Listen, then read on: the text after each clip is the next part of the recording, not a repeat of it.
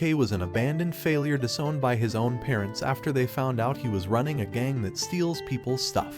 This broke loser thought stealing was just a fun game until reality slapped him harder than his daddy issues, leaving him homeless. But then Kirishima caught his pathetic cheeks trying to rob a Yakuza shop, and instead of getting his bones rearranged, this tea brewing legend somehow impressed the demon of Sakuragi with one godly cup. But before any of this, two guys are doing something wrong in a creepy place, and it's for a job that's connected to the Yakuza. One of them tells the other not to overdo it, since he always goes too far and ends up beating the target's mom every time. While that's happening, a woman is helping Ika get ready to move in with her dad, and that woman says her dad is excited to see her again.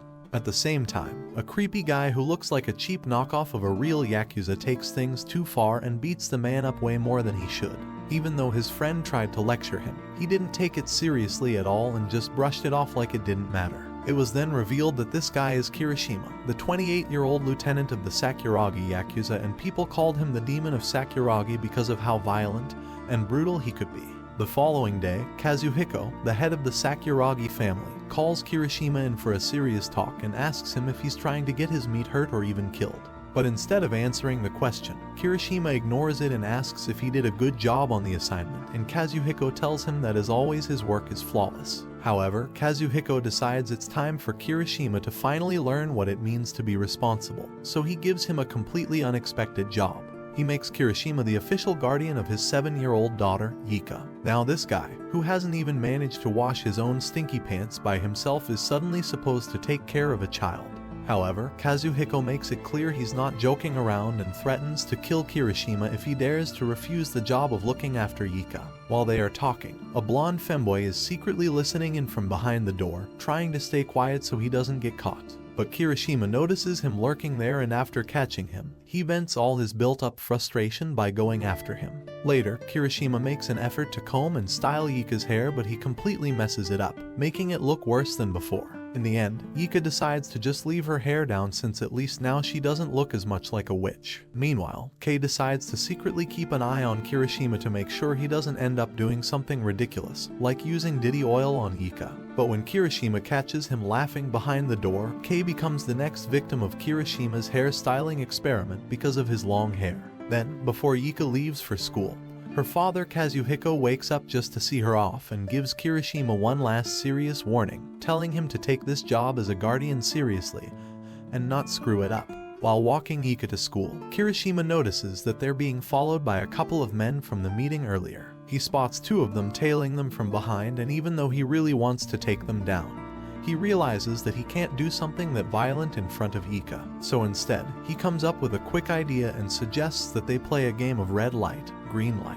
Yika becomes a little suspicious and confused about why they would suddenly play the game, just the two of them. However, Kirishima explains that his buddies are nearby, hiding because they're shy and too nervous to come out and join them. After taking care of them, he rushes back to her side just in time to win their little game.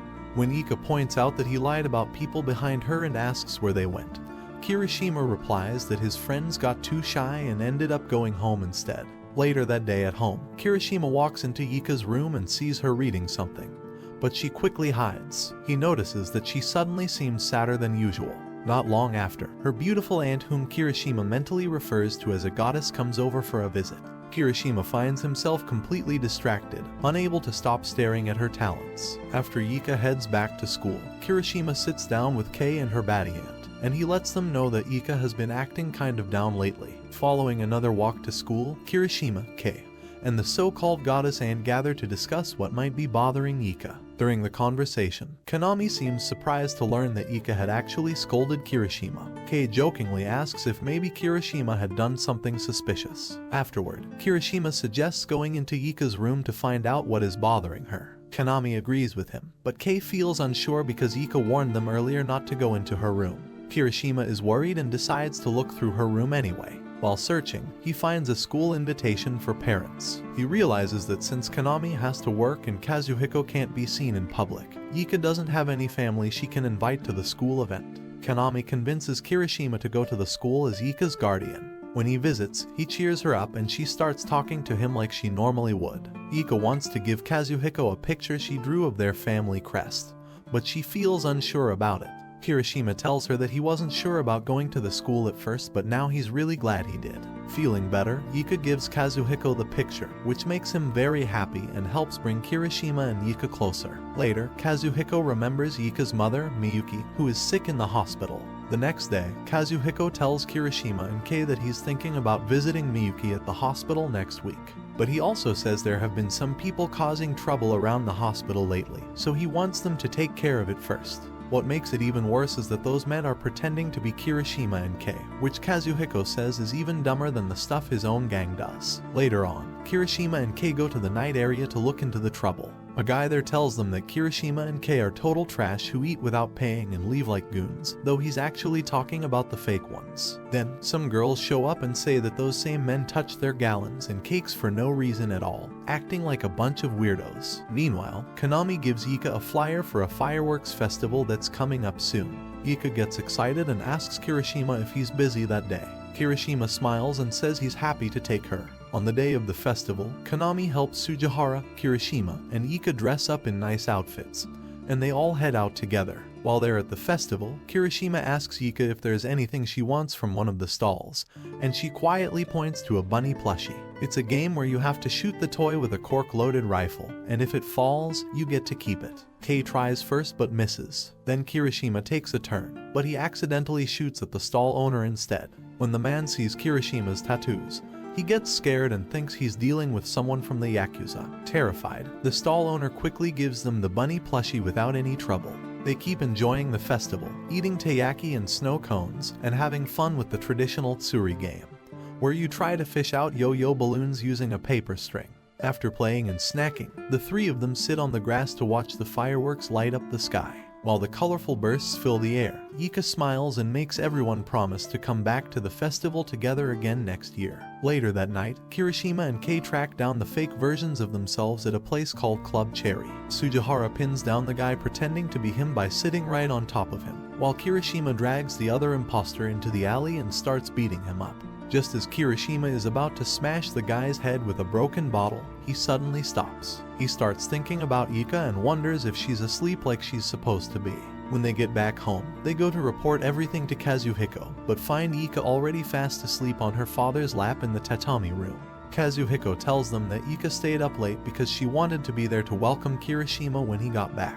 Hearing this, Kirishima suddenly understands something. Since he's now part of Yuka's life, she's become a part of his life too. That's why, even during a violent moment, he couldn't stop himself from thinking about her. The next day, when Yuka gets home, she starts asking Kirishima about his mother, saying she must have been a kind person. Then she also asks about Ohage's mother, curious about her too.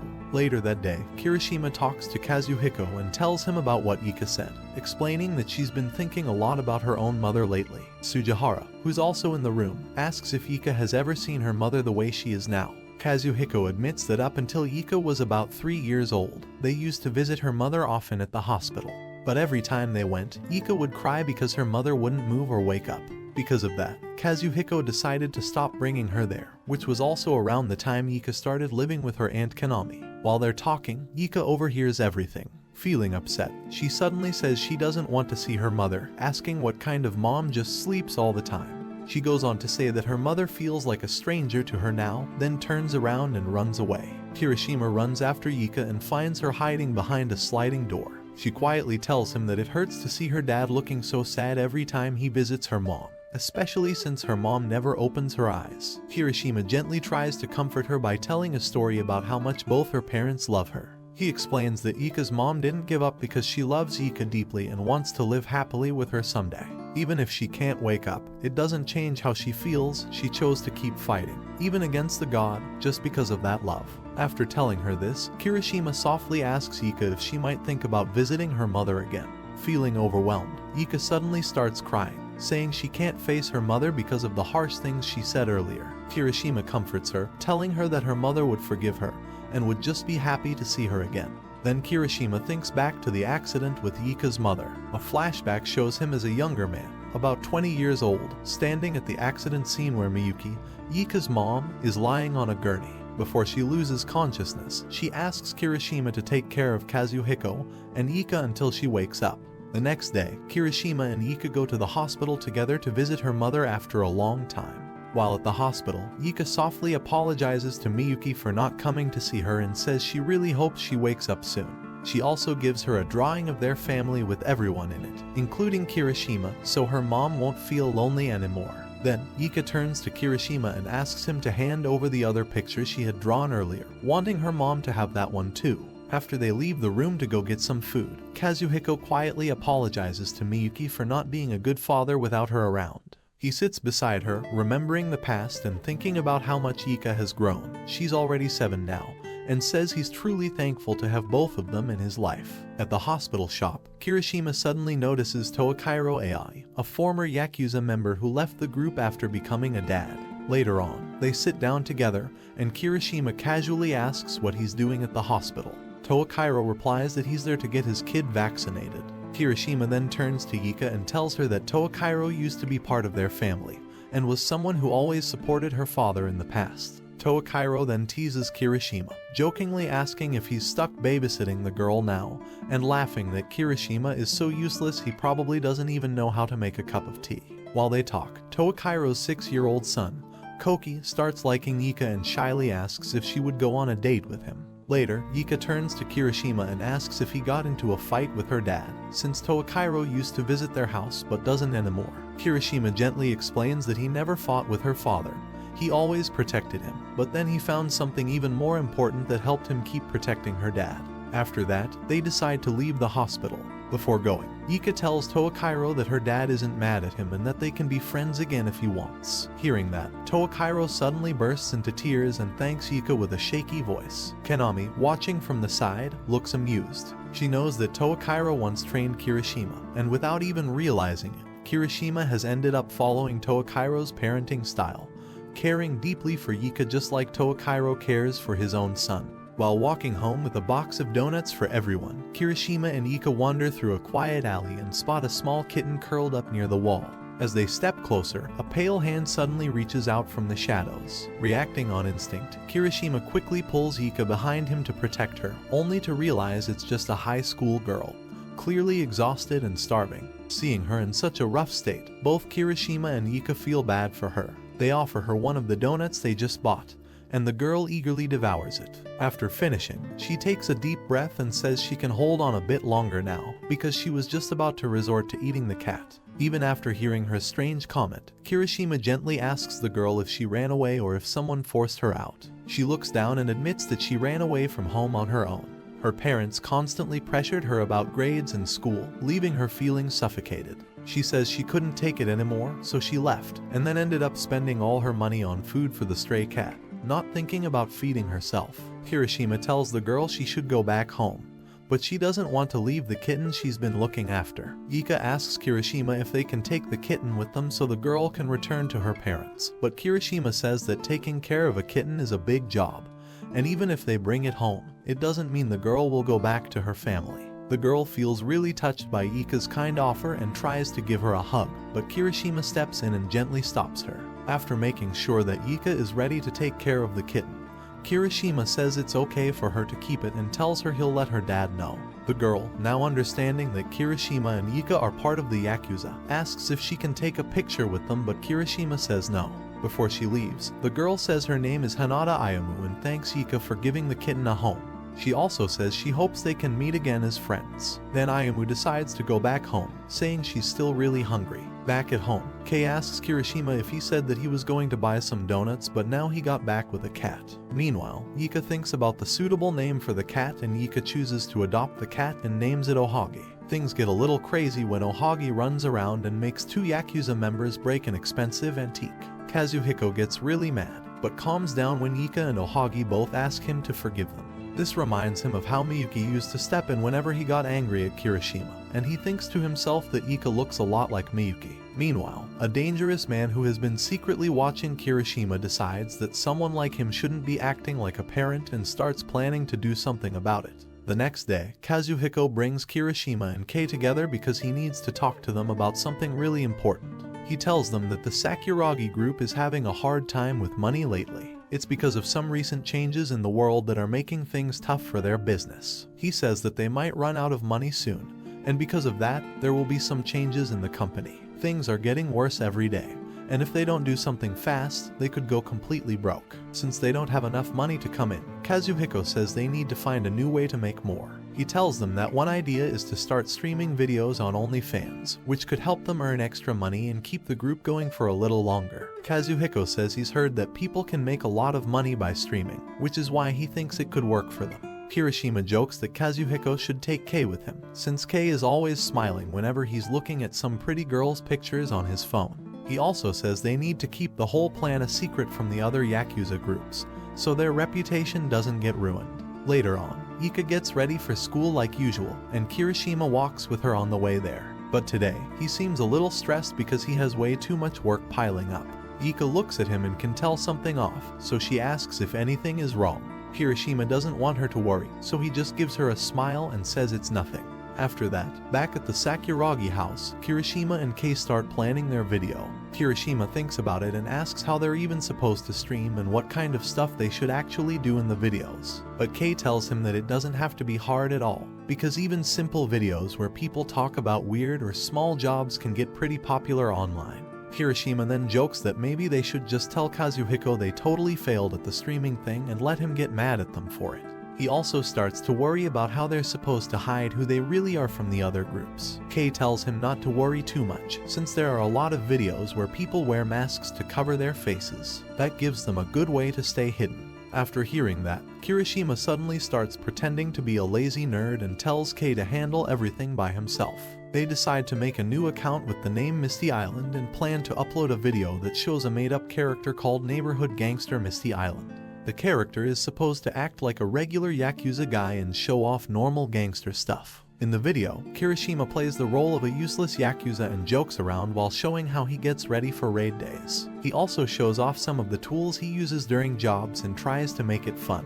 After that, he goes on to show everyone his totally useless daily routine and acts out every part of it just for fun. Then, he gives a quick demo on how to use a gun, trying to look cool but still keeping things silly. Later on, he and Kei sit down together to watch the video they made. They think about it for a moment, then decide to upload it and see how things turn out. To their surprise, the next day the number of views shoots up like crazy. A lot more people are watching than they ever expected. Excited by how well the video does, they decide to start making more videos and keep the momentum going. But as they get more and more popular, Kei starts to feel nervous. Some other content creators begin trying to figure out who they really are, and that makes him worry. To take their attention off themselves, they post a new video where they claim that they're not real Yakuza at all, just fake ones who work at a small entertainment company.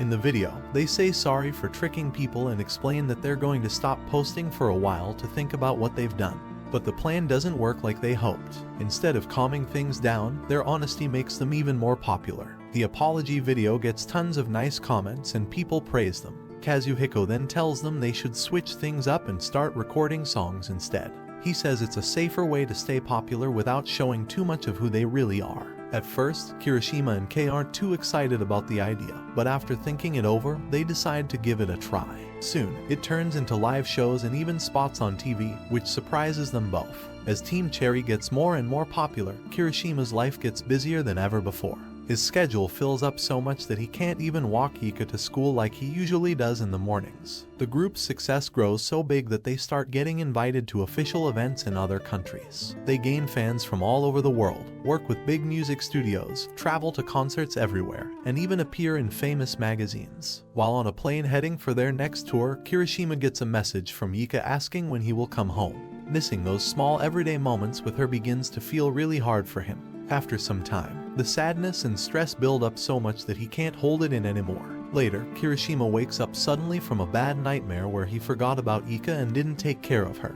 Then he realizes that all the huge popularity and success was only a dream. Feeling shaken by this, he promises himself that he will never make another video again. He focuses on taking care of Ika and even gets mad at Kei when Kei tries to show him a new video. The next day, Kirishima walks Ika to school as usual, but two men sitting in a van nearby watch them closely. They recognize Kirishima and start teasing him, making fun of him for acting like a babysitter. Later on, Kirishima goes to a party celebrating a Yakuza member who just got out of prison.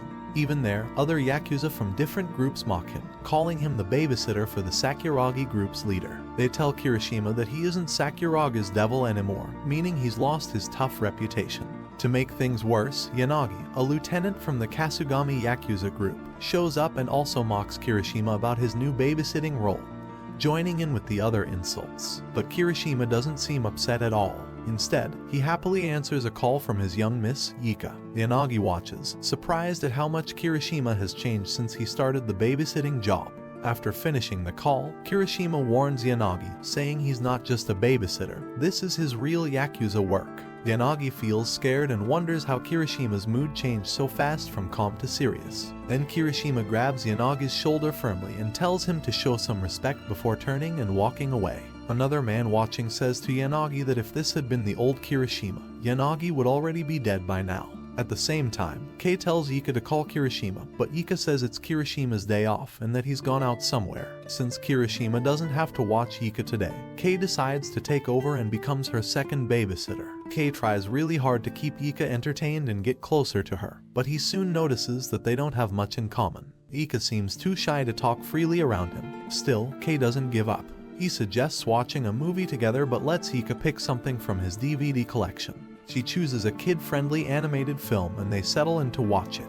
However, Kei starts crying like Takemichi because he can't find his Mikey and gets too sucked in the movie more than Yika and starts bawling. Kei says that whenever he watches movies with Kirishima, he tells him to shut up and hits him, but Yika is surprised that Kirishima also watches movies. They watch a rabbit-themed anime that both Kei and Yika enjoy. Kei feels like things are going well, but then the talk shifts to Kirishima. Kei notices that Yika likes to talk about Kirishima, so he says Kirishima likes chocolate.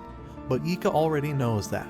Before they can say more, Konami shows up and asks Yika if she wants to go shopping with her. Kirishima is walking down the street when his old friend and tattoo artist, Haoju Rei, suddenly hugs him from behind. Kirishima quickly reacts and punches Rei in the face without meaning to. Later, they go to a nearby cafe to catch up. While they talk, Rei asks how Kirishima could hit a close friend he hasn't seen in a long time. But Kirishima replies that anyone strange enough to hug someone suddenly from behind would get hit like that. Kirishima asks Rei if he's still a weird man-eater who goes through men like tissues. But Rei tells him not to make him sound like a beast now because he's a femboy. Rei then notices that Kirishima has changed a lot and says he looks much happier these days. Kirishima, however, thinks he's just lucky to be in a place where he doesn't really deserve to be. When Rei hears that, he starts acting weird and freaky again. At the same time, Yanagi and one of his friends are sitting in another corner of the cafe. Yanagi starts causing trouble with the cafe owner, and when Kirishima sees this, he steps in and calls him Senagi, telling him to leave. Yanagi gets angry because Kirishima called him that, but Kirishima grabs his shoulder tightly again and warns him to leave right away. Looking at him, Rei is surprised that Kirishima was able to hold back his anger. Before they part ways, Rei offers to buy Kirishima a drink, but Kirishima says he has some very important work to take care of and walks off. Later on, Kirishima takes out a piece of paper that Yika gave him, which tells him to return before evening. Meanwhile, Yika wants to bake a chocolate cake, so she and Konami go to the grocery store and buy a lot of chocolate.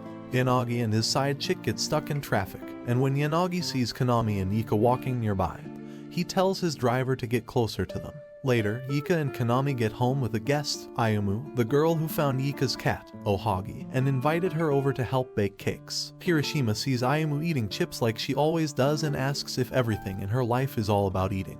But she ignores his comment and tells him they are having a girl's time right now. Konami then tells Kazuhiko that they are baking a cake, so Kazuhiko suggests they go out for dinner instead. Kazuhiko asks Kirishima to call and book a table at one of their restaurants, but while on the phone, Kirishima hears Yanagi's voice at the same restaurant again. Meanwhile, Yanagi has attacked the restaurant's serving staff and loudly announced that the Kasugami family has taken over the restaurant from the Sakuragi family. He boasts that Kirishima is no longer the dangerous person he used to be and says Kirishima might be busy taking care of his boss's daughter. But soon after, Kirishima shows up and quickly defeats Yanagi with ease. On his way home, Kirishima runs into Yuyuri Mashiro, who is a lieutenant in the Momoyama Yakuza, but Kirishima ignores him and keeps walking.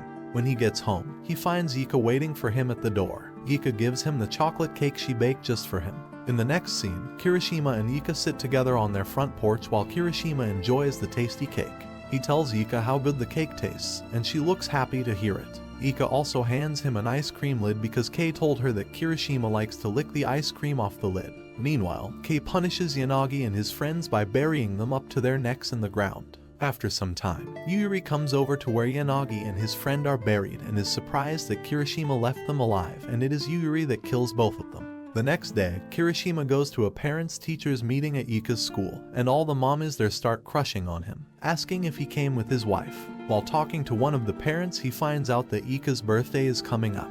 They also ask if he's planning to invite their kid to her birthday party. While walking home with Ika, Kirishima brings up the topic of her birthday, but he feels a bit disappointed when Ika avoids talking about it. She remembers how she used to spend her birthdays alone with just Konami. Kirishima gently asks if she would like to invite some friends over this time, but instead of answering, Yika says she wants to eat some donuts. At the shop, Yika gets excited when she sees some new donuts and asks Kirishima to buy them, but before they can get the treats, they run into Rei again.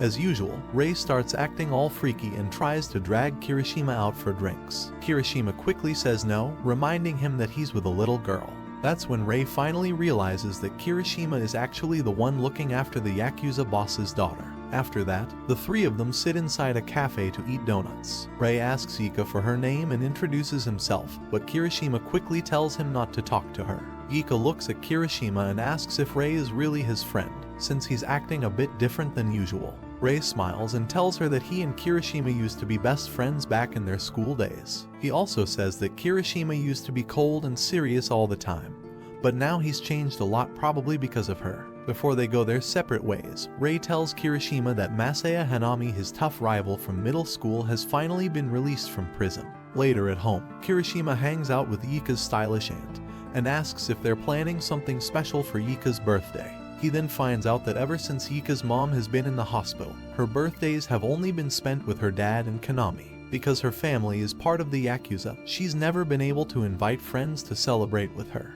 Not sure what kind of gift to get for his young miss, Kirishima decides that he'll cook homemade food for Ika's birthday. To keep it a surprise, he asks Kei and his friends to take Ika to the park for a while. At the park, a foreigner girl, Sarah, joins them on jumping rope game, and she tries to become Ika's friend. While they're gone, Kirishima stays back and helps Konami get the food ready for the birthday party. But Kirishima is so bad at cooking that he ends up cutting his Monster Energy drink can instead of the vegetables. Meanwhile, Ika and Sarah have fun doing lots of activities and playing games together. Ika looks really happy spending time with her new friend. When it's time to leave, Sarah's dad shows up, and she runs over to Ika, giving her a hug and telling her they should play together again sometime. Meanwhile, Konami is surprised that Kirishima chose to cook, and he explains that this is what birthdays meant to him when he was a kid.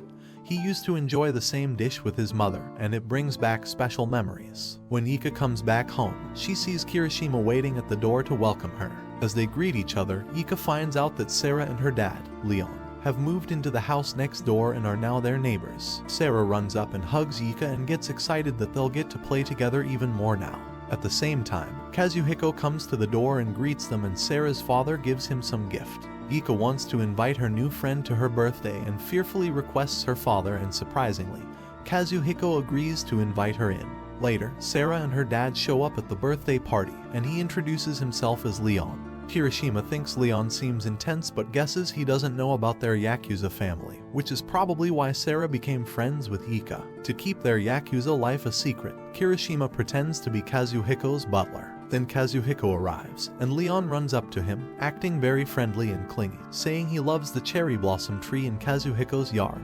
Leon turns out to be super friendly and outgoing, and he excitedly asks Kazuhiko to take a selfie with him. Watching this happen, Konami and Kirishima can't help but laugh as Kazuhiko awkwardly goes along with the act to keep everything looking normal. Afterward, Ika gives daifuku, a traditional Japanese sweet, and other treats to Sarah. While they enjoy the party, Leon notices the cherry blossom tree in Kazuhiko's front yard and starts remembering the time he first came to Japan with his wife. On the other side of the house, Ika and Sarah team up and compete against Kei and his friends in a fun game to catch Ohagi, Ika's cat. The little girls win the game, and Kirishima teases Sugahara for losing. Later on, Ika and Sarah happily decide that they're going to be best friends from now on. Seeing all this, Kazuhiko says that he made the right choice by inviting Sarah and Leon to the birthday party. After the party ends, Kirishima gives Ika her birthday gift. He tells her that he made omuris, which is an omelet filled with fried rice, because it was his favorite meal to eat on birthdays. Konami adds that Kirishima practiced cooking it many times to make sure it was perfect. Hearing this, Yuka feels emotional and thanks her favorite babysitter with all her heart. While walking down the street, Masaya refuses to believe that the former demon of the Sakuragi family has now turned into a babysitter. A flashback from 13 years ago shows that Masaya was once given the challenge to go up against Kirishima, who was feared for being the kind of guy that would take down anyone who stood in his way. Masaya found out the rumors were true when Kirishima took him down with just one blow. From that moment on, beating Kirishima became his biggest goal. It's also revealed that the only reason Masaya joined a Yakuza family in the first place was because Kirishima did. But before he could complete his mission, he ended up going to prison. Back in the present, Kirishima and Yuka run into Masaya on the street and Kirishima asks why he's yelling his name out loud like that in public. Meanwhile, Masaya's boss watches the scene from his window. When his assistant asks if they should stop Masaya, the boss shakes his head and says he doesn't want to mess with the Sakuragi family, so they'll stay out of it. It's also revealed that the boss is a creepy and shady guy. He once told Kazuhiko that he found Yuka cute and even asked if he could borrow her for a day, showing he has very disturbing interests. Meanwhile, Yuka looks up at Kirishima and asks if Masaya is his friend. But it turns out Kirishima doesn't even remember who he is. Masaya gets annoyed and yells at him, asking what he's doing there, but Kirishima casually answers that he was just out buying pencils at the stationery shop.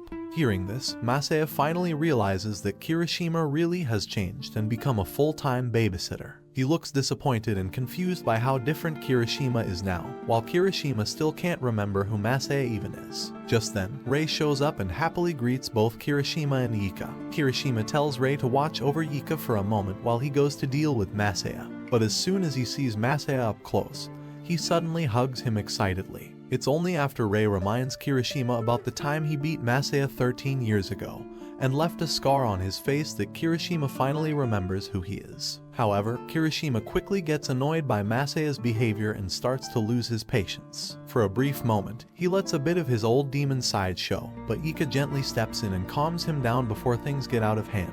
Rei joins in and says that the three of them used to be friends, but Masaya gets mad and yells that he was never friends with either of them. He then accuses Kirishima of doing something messed up by pretending to be someone he's not just to babysit a kid. Masaya remembers what his boss told him, that Kirishima was well known for crushing entire Yakuza families. He says the reason he even joined the Yakuza was because he wanted to meet an even crazier version of Kirishima. But Kirishima gets fed up and angrily tells Masaya to shut up, saying he doesn't care about him at all. However, Masaya is soon picked up by his boss, who wants to avoid any trouble with the Sakuragi family and decides it's better to back off for now. Meanwhile, Yuri is secretly watching everything from inside a parked car. He makes a phone call and tells the person on the other end that Kirishima won't be heading in the other direction. Meanwhile, Kei is at a business meeting with a developer named Kono, who hands him an agreement form and says he wants a few changes made. Kono mentions that he recently spoke with Kirishima, but after hearing some scary rumors about him, he got nervous and ended up writing a much higher price than he originally planned. In reality, Kono is tricking Kei and secretly has another version of the agreement prepared. Without noticing anything wrong, Kei quickly agrees and signs the new deal, not realizing he's being fooled. Kei knows the deal isn't real, and he isn't tricked at all. He shows that he's actually a tough Yakuza, not someone to mess with, and he tells everyone about the bad things Kono has been doing in the Sakuragi area. After saying all this, Kei ends the deal right away and then beats up Kono without holding back. On the way back, Kei remembers the time when he used to steal things for fun, like antiques from an old lady's shop.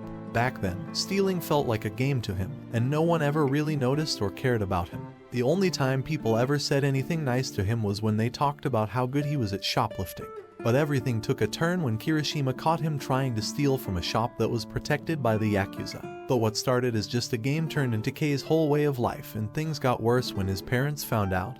They disowned him and cut him off completely. However, instead of turning him in, Kirishima brought Kei back to his place. While they were there, Kei ended up making some tea for him. However, Kirishima was surprised at how good the tea tasted, even though he didn't expect much. Because of that, he decided to let Kei stay with him for his amazing tea-making skills. Since that day, the two of them have been living together. Back in the present, Yuri goes to see Kono and tells him that he was the one who planned everything, including getting Kono to mess with Kei on purpose. He then shares that before joining the Sakuragi group, Kei was actually the leader of a burglary crew. It becomes clear that Yuri only used Kono to gather information about Kirishima and Kei. since Yuri's boss would kill him if he found out what Yuri was up to. It's strongly suggested that Yuri ends up killing Kono by pushing him off the building. Meanwhile, Kei gets back home and feels happy when Kirishima asks him to make a cup of tea. The next day, Leon tells Kirishima and Sarah that Sarah will be going to the same school as Ika. Kei thinks that if Sarah is there, then Ika will enjoy school even more. At first, everyone feels happy about this plan, but the reality turns out to be different. When they get to school, Sarah's lively personality and cute charm catch the attention of many classmates, which ends up leaving Ika alone once again. Next, Toakairo comes to visit with his son, Koki, and Kirishima, Konami, and Ika greet them right at the door. Koki quickly insists that Ika play with him. Meanwhile, Kirishima walks with Toakairo to his former boss's room. Kirishima thinks Toakairo arrived 20 minutes early to the meeting because he needed time to calm his feelings before coming back through the gate. After that, Toakairo goes into Kazuhiko's room and apologizes for taking so long to come visit. Kazuhiko understands that since Toakairo is now a father, he doesn't have as much free time as before. At the same time, Kei asks Kirishima why Toakairo came to visit today. Kirishima explains that earlier, Ika had told Kazuhiko about it, and then Kazuhiko reached out and contacted Toakairo. Meanwhile, Kazuhiko asks Toakairo if he hasn't gotten used to all the changes yet. At the same time, Kirishima serves tea for both of them. Toakairo then comments that Kirishima has changed a lot over time. The story flashes back to 8 years ago, when Toakairo talks to his pregnant wife, Miyuki, about how Kirishima used to go on violent rampages and sometimes disappeared for 3 days at a time. A little while later, Miyuki and Kazuhiko sit together, and Miyuki asks Kazuhiko what he's looking at. He shows her a bowl and says he's been collecting bowls for a long time, planning to start a business with them if they ever end up homeless. Then, they wonder who their baby will take after the most. Suddenly, they hear Konami screaming from the kitchen.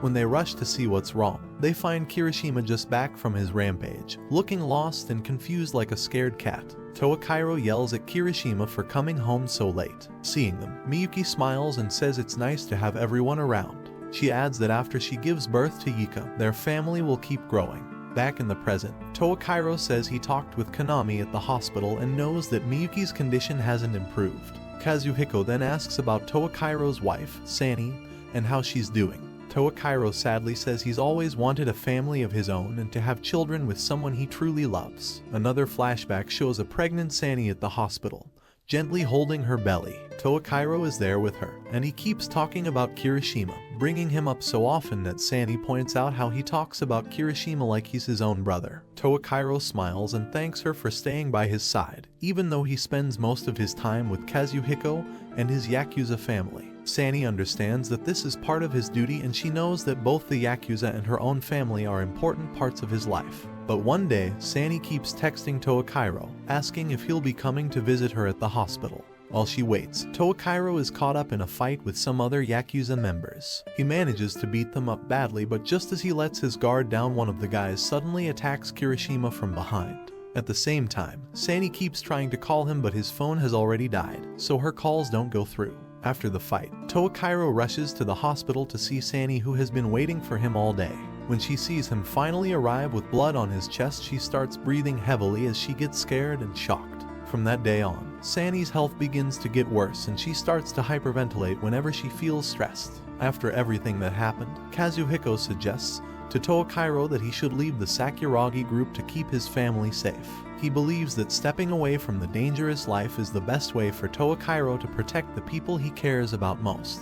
In the present, Toakairo thanks his boss for pushing him to take better care of his family, and he happily shares the news that he's now blessed with another child.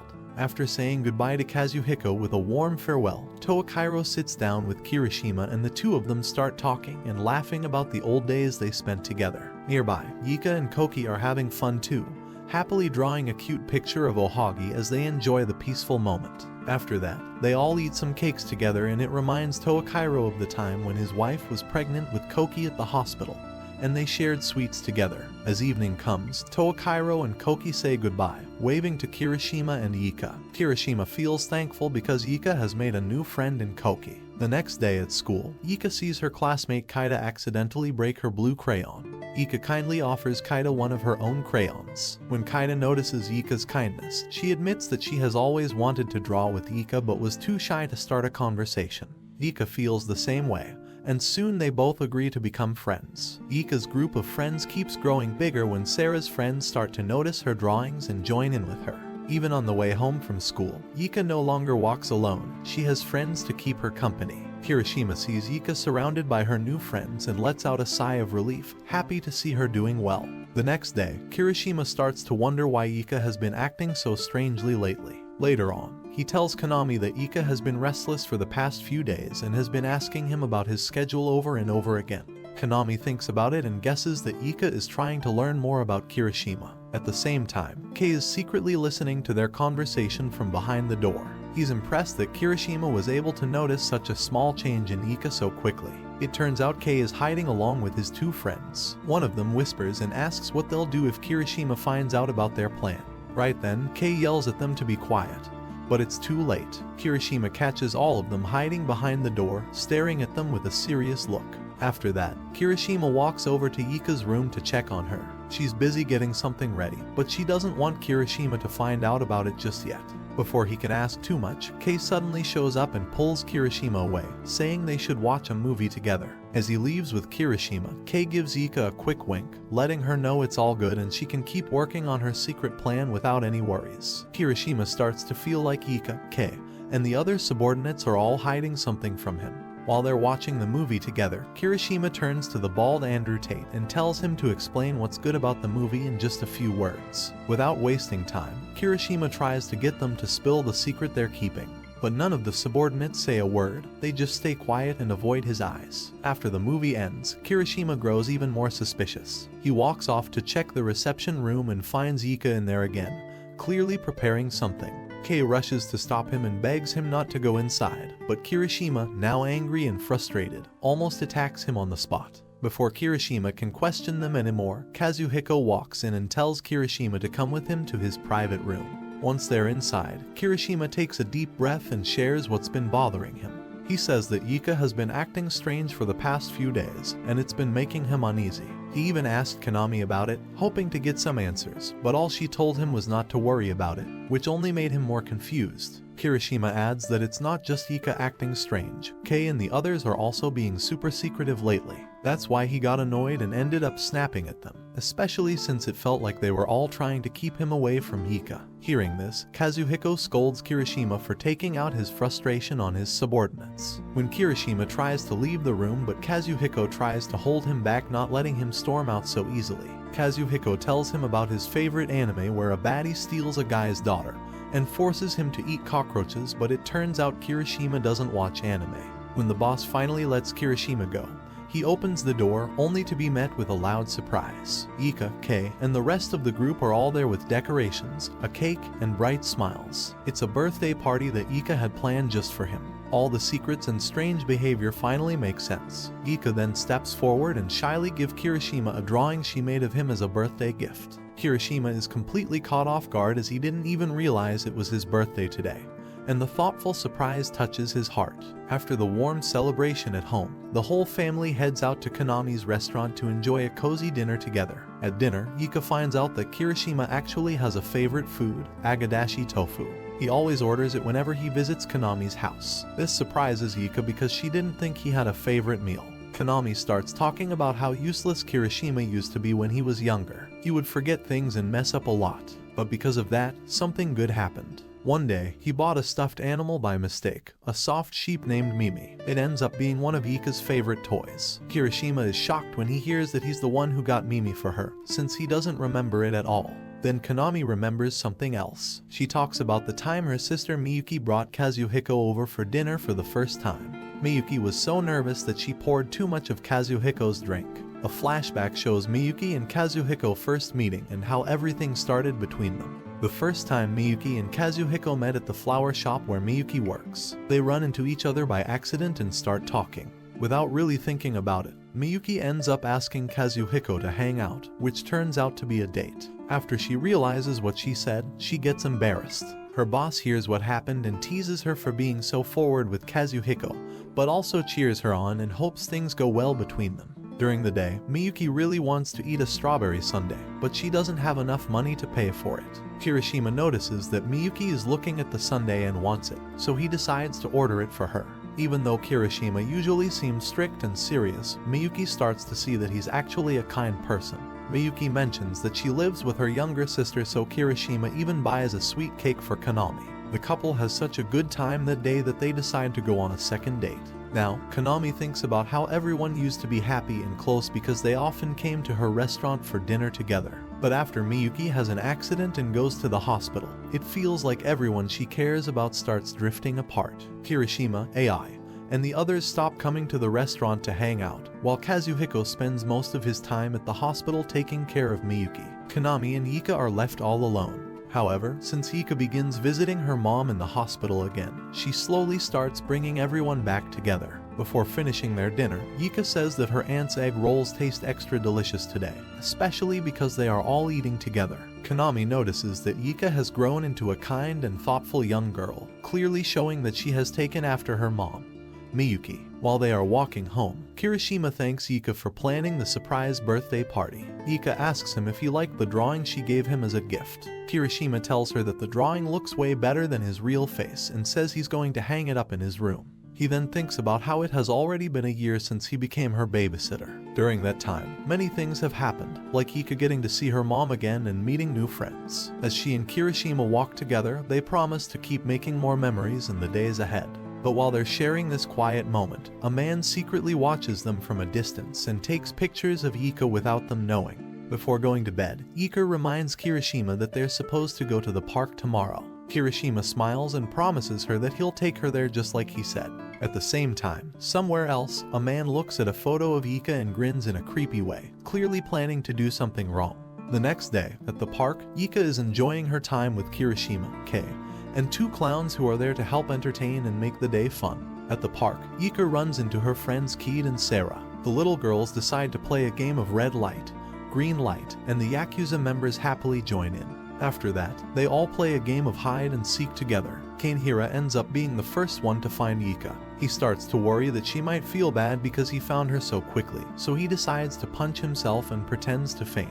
Next, it's Kirishima's turn to find everyone. While searching, Kei and the clown he's with hide somewhere. But when Kirishima finally checks the hiding spot, it turns out that everyone, including the girls, is hiding in the exact same place. The next day, Kirishima goes out to pick up Ika from school. On the way, he runs into Kei, who says he's starting to get used to Kirishima being Ika's babysitter. Kirishima tells him to make sure her snacks are ready and then walks off. Right after that, Kazuhiko sees Kei talking to himself and asks about it. Kei explains that he thinks Kirishima is slowly becoming more human, and Kazuhiko agrees with him. Ika is waiting inside the flower shop for Kirishima when a man named Shinmoto walks in and starts talking to her in a strange way. At the same time, while Kirishima is walking toward the shop, a group of men suddenly stops him. They are Shinmoto's friends, and they don't like Kirishima because of something that happened before. These guys are from another Yakuza group, and Kirishima once beat them badly and ruined their gang. Now they are angry and want to get back at him. While this is happening, Shinmoto shows up and says he has taken Ika and is keeping her with him. Shinmoto tells Kirishima that it was easy to kidnap Ika because he just said he was one of Kirishima's friends, and she believed him. After hearing this, Ika looks at Kirishima and asks if Shinmoto really is his friend. But Kirishima doesn't answer her question. Instead, he simply says sorry for being late. Right after that, one of Shinmoto's other friends suddenly runs at Kirishima to attack him. Kirishima sees that Ika is standing next to the enemy, and because he doesn't want to hurt her or risk her getting caught in the fight, he can't fight back. So he lets himself get hit and beaten up. But then things get worse. Shinmoto walks over and hits Ika, knocking her out cold. Kirishima gets furious and grabs Shinmoto, breaking his arm and beating him up really badly. He even points a gun at Shinmoto's head and is just about to shoot when Ika suddenly wakes up. When the other men see Kirishima going crazy and attacking Shinmoto like that, they all get scared and run away as fast as they can. Kirishima quickly picks up Ika and takes her straight to the hospital. After checking her, the doctors say that she has a concussion. Inside the hospital room, Kirishima is full of anger and wants to go after the people who hurt Ika, but Kazuhiko steps in and reminds him that his job is to protect and take care of Ika. Since it was his own daughter who got hurt, Kazuhiko says he will be the one to go after the ones responsible. He tells Kirishima to stay by Ika's side and not leave her alone until she gets better. After saying that, Kazuhiko walks out to find more information about Shinmoto and the Yakuza members with him. But later on, when Kei comes by the hospital to check on Ika, he notices that Kirishima is no longer there. Next, Kirishima walks alone through the streets, feeling upset and blaming himself for not being able to protect his beloved little miss. While he's lost in thought, Yui suddenly shows up and tries to mess with him, trying to get him to start a fight. But Kirishima doesn't say much and just throws Yui out of his way. Back at home, Kei gives a report to Kazuhiko, telling him that no one knows where Kirishima went. Kazuhiko guesses that Kirishima left on his own to get revenge for what happened to Ika. Afterward, it is revealed that Yui is the one behind Ika's kidnapping. He couldn't stand watching Kirishima act calm and gentle like a caring babysitter, so he planned everything just to make Kirishima show his true violent and dangerous side again. Meanwhile, Kei continues to look into the case and finds out some important details. Shinmoto used to belong to the Ame Yakuza group, and the other two men, Igawa and Yano, were once part of the Shirakawa Yakuza. Both of these Yakuza families were taken down by Kirishima about 10 years ago. Kei tells everything to Kazuhiko, who then understands that the attack on his daughter Yika wasn't really meant for the whole Sakuragi group. It was aimed directly at Kirishima. Right at that moment, Kei gets a phone call from one of his men, Takuchi, who quickly warns him that Kirishima is going around and violently beating up Shinmoto's old partners. Hearing this, Kazuhiko immediately tells Kei to get their car ready. Meanwhile, in a dark and abandoned building, Kirishima is seen hunting down the former members of the Ame and Shirakawa Yakuza groups. He shows no mercy as he slams them hard to the ground one after another. Meanwhile, hiding in the shadows, Yui watches everything with a big smile, feeling thrilled that the demon of the Sakuragi group has finally come back. He enjoys seeing Kirishima lose control and return to his old violent ways. Kirishima keeps fighting until Kazuhiko suddenly shows up at the scene. As soon as he arrives, he angrily scolds Kirishima for not listening to his orders and going off on his own. Kazuhiko tells Kirishima that he should be at the hospital, staying by Ika's side where he belongs. Kirishima quietly says sorry, but Kazuhiko reminds him that he's no longer the violent man he used to be. He is Ika's babysitter now, and that role is more important than anything else. The dangerous side of him, the demon of the Sakuragi group, should stay in the past. Just then, they receive news that Ika has woken up in the hospital, and without wasting a second, Kirishima and Kazuhiko quickly head back to be with her. When Ika sees Kirishima, she starts crying, and Kirishima finally feels like he can relax now that his little miss is awake and safe again.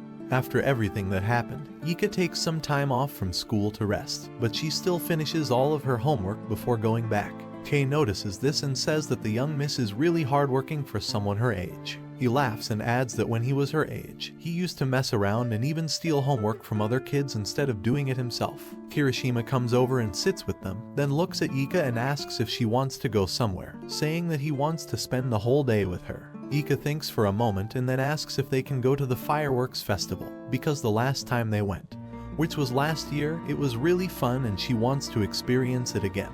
However, when they find out that the festival is already over, Kirishima tells Ika not to worry and promises to set up a special private firework festival just for her. Later that evening, Ika happily watches the fireworks with her friends and family, smiling and laughing as they all enjoy the moment together. After everyone else goes home, Ika turns to Kirishima and asks if they can light one last firework together, and he agrees with a warm smile. As they watch the sparkles light up the night sky, Ika quietly asks if they can celebrate the festival again next year. The next morning, Kei wakes up and sees a strange text message from Kirishima, asking him to take care of Ika. Feeling confused, Kei wonders what's going on. Later, Kazuhiko explains everything. Kirishima has decided to quit the Yakuza so he doesn't bring any more trouble to the people around him. Kazuhiko understands that Kirishima needs some time alone to figure things out, so for now, he tells Kei that it's his turn to babysit Ika until Kirishima is ready to return.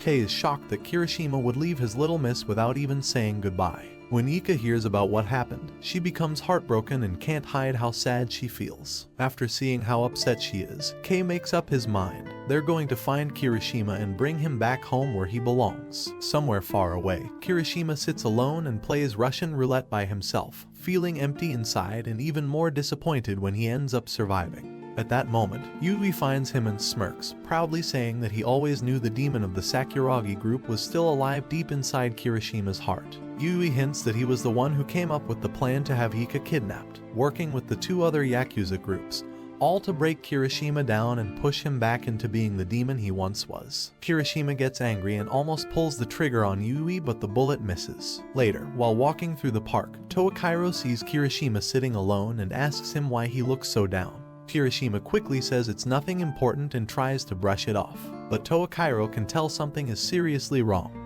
He's never seen Kirishima looking so lost and broken before. Even though Kirishima refuses to explain what happened, Toakiro kindly tells him that maybe it's time to go back home. Right then, Ika shows up at the scene, crying, and hugs Kirishima tightly. She tells him not to run away from home again. Kei comes too and gets angry with Kirishima for being selfish. He says Kirishima needs to apologize for leaving the family behind. Kei explains that Kirishima is second in command of the Sakuragi group, a brother he looks up to, and the one who takes care of the young miss. Because of that, Kirishima can't just run away from his responsibilities. Instead, Kirishima is supposed to be responsible, face his mistakes, and come back together with his family. He understands that Kei is right and agrees to go back home. Ika also tells Kirishima not to run away from home again.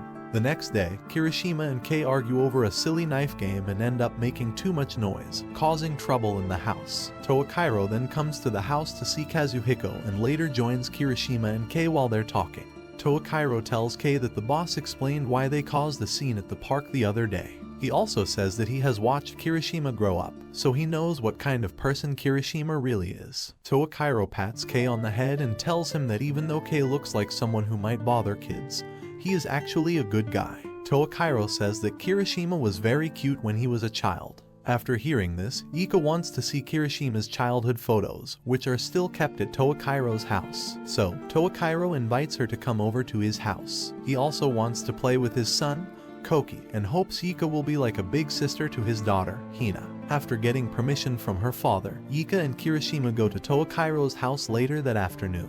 When they arrive, Toakiro, his wife Sani, and their son Koki greet them at the door. Koki, who has a crush on Ika, is really excited to see her. While they eat cake together, Koki even tries to flirt with her. Their talk is suddenly cut off when Hina, Toakiro's daughter, wakes up and starts crying for her mother. Sani goes to the bedroom to get her daughter, and Ika follows close behind. Even though Hina is still too young to talk, she already looks up to Ika as a trusted friend and big sister. Sani explains that Koki often talks about Ika at home, always praising her, and because of that, Hina quickly recognized Ika and started liking her right away. While this is happening, Toakiro shows Kirishima his collection of sunglasses and offers him a pair to try. Kirishima thinks all the glasses look the same, so he prefers to keep wearing his own. From across the room, Ika notices one pair, and Koki comes over to join her. Koki points out that his father and Ika's babysitter are having fun together, just like they used to when they were kids their age. As promised, Toakiro brings out a photo album and shows the pictures to Ika. She spots a photo where she is hugging Kirishima's leg. Toakiro explains that it was taken when Kirishima came home covered in blood, and Kazuhiko had grounded him. Seeing the photo, Kirishima remembers the time he was grounded at the house, back when Ika was just a toddler. Since Kazuhiko and Toakiro had to go to a meeting, Kirishima had no one to talk to. Kanami was out shopping, and Miyuki was busy with house chores. The only person around was little Ika, who was just a toddler at the time. When she invited Kirishima to play with her, he didn't realize he actually enjoyed being with her. Just then, Miyuki came back and was happy to see Kirishima playing with her young daughter. Back in the present, Kirishima notices he's been staring at the photo for a long time. On their way home, Ika asks if they can visit a flower shop the next day because she wants to get flowers for her mother. Kirishima happily agrees. The next day, just like they planned, Kirishima and Ika go to a flower shop together. Kirishima sees kalanchoe flowers, which remind him of his mother because they used to be her favorite. After Ika picks out her flowers, she jokes that Kirishima is too busy to get flowers for his own mother. That night, Ika thinks carefully about what to write in a letter for her mother. Meanwhile, Kirishima sits alone in his room, holding the kalanchoe flower he bought earlier that day. After that, Kirishima goes to a graveyard and finds out that both his mother and father have already passed away. He stands in front of their tomb with the kalanchoe flowers and remembers when his mother told him about how special those flowers are. She said it was the first flower she ever bought for his father, just before Kirishima was born. Kirishima then talks about how he is now taking care of his boss's child, and since she came into his life, he has changed a lot.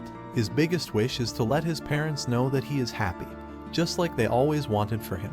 At the same time, Ika finishes writing her letter to her mother. In it, she says that Kirishima has helped her a lot. She also writes that ever since she became friends with him, she has been able to make new friends at school, and that she feels happy. How long do you think it'll take for Kirishima to stop being a babysitter? Comment Yakuza Dad and let us know your thoughts on it. Make sure to like and subscribe the channel for more.